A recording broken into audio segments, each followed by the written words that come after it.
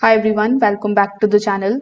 In today's video, I will show you how to fix the Maytag washer that is not draining in 2026.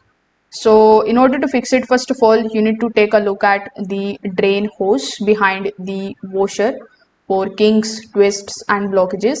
A restricted hose can prevent the wastewater from exiting properly. If needed, you can also disconnect the hose and flush it out to remove the lint or debris buildup.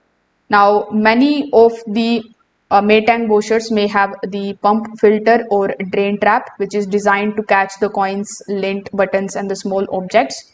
So you just have to simply access the panel carefully and clear the debris that may be restricting the pump operation. Now, during the drain cycle, you just have to also listen to the drain pump. If you are hearing a humming sound, it can indicate a blockage, while complete silence may point to electrical or motor failure.